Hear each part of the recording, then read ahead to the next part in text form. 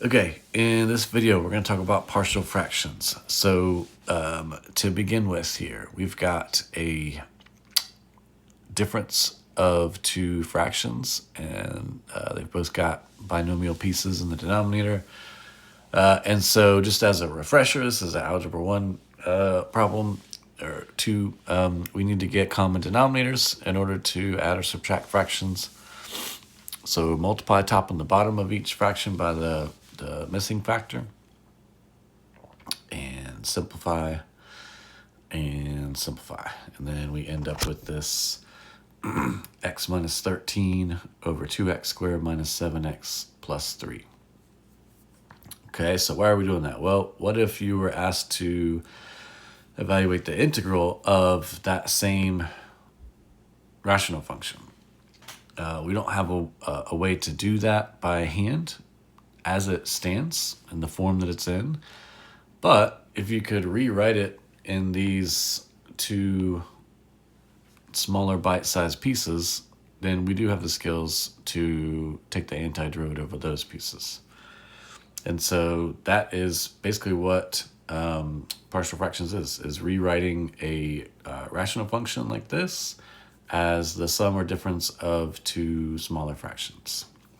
Okay, in order with the main goal of being able to take the integral of said rational function. Okay, so you can read that paragraph there on your own. I want to talk through this example 1. It'll probably be the only one that I talk all the way through. So let's take a look at what we got. So we're asked to integrate x plus 5 over x squared plus x minus 2 with respect to x. And so again, we don't have a rule that allows us to do that in the form that it's in. And so we want to try to see if there's a way that it can be written as the sum or difference of two smaller fractions. So first thing we want to do is take that denominator and factor it.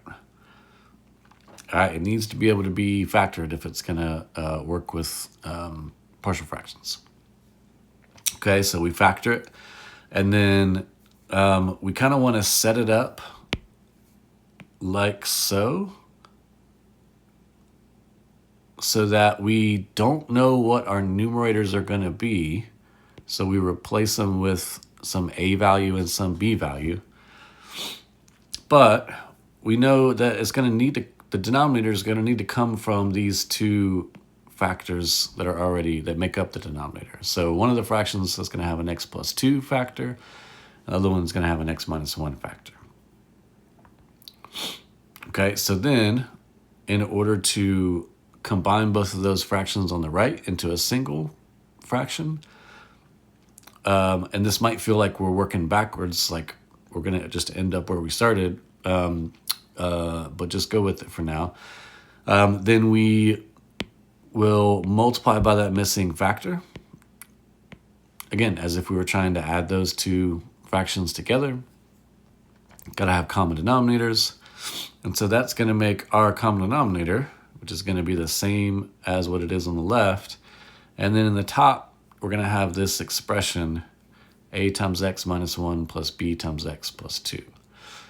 So now because the denominators on the left and the right side of the equation are the same, now we can focus on the numerator, and we can look at that as its own equation and just ignore the denominator for now. Since the denominator is the same, we can look at the numerators as our equation. All right, so we get x plus 5 equals a times x minus 1 plus b times x plus 2. So this is going to feel kind of like if you remember solving systems of equations back in Math 1.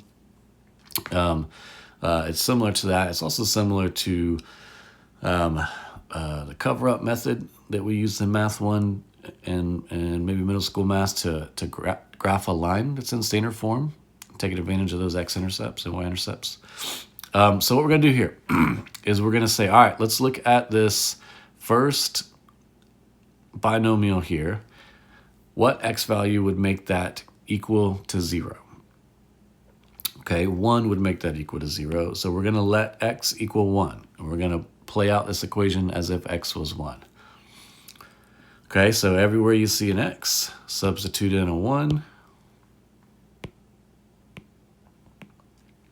and simplify. And what we're going to see is that it's going to basically eliminate the need for one of our variables, right? That's going to be 0 times a. So it actually doesn't matter what a is, which is nice because this is an equation with 2 variables.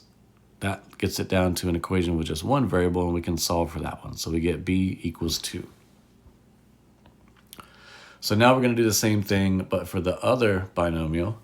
We're going to say what value of x would make that binomial equal to 0. So you can literally set it equal to 0 on the side if you need to, or do that mental math and say x is going to be -2. So go through the same process. Substitute -2 everywhere you see x into that equation. And again, this one is going to eliminate the need for this unknown b value, because that's going to be 0 times b. It's like covering up that whole b term. And so now we got -3a equals 3. So that gives us our a value of -1. So we've solved for a and b, which, if we remember, those were the numerators for our 2 partial fractions. And so we want to plug those values back in to our a and b here. And this is where we kind of regroup back at our integral, right? So let's remember we were initially asked to evaluate the integral of this rational function. We took this whole side story to find these partial fractions. And so let's rewrite it as the integral of our partial fractions, right? So plugging in that -1 in for a and that 2 in for b. Make sure you plug them into the right values, because it does matter which fraction they go into. And now we can take the integral of those. Those are going to be natural logs. You can do your u sub. I didn't show that here, but we're going to get a lot of natural logs as a result of integrals of these rational functions.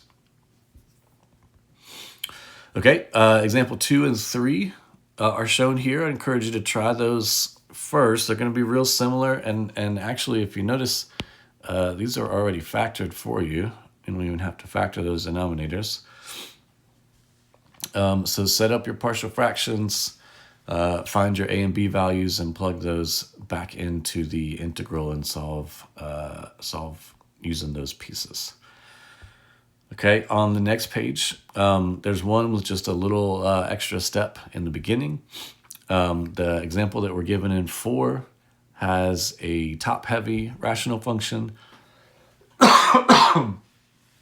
That does not work with partial fractions, so if we do long division first, one of our algebra skills, then the remainder part will work with partial fractions.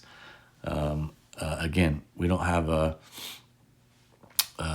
way to solve that one without it, and so you'll do partial fractions just on that one piece there, and that'll help you find the overall integral of this one.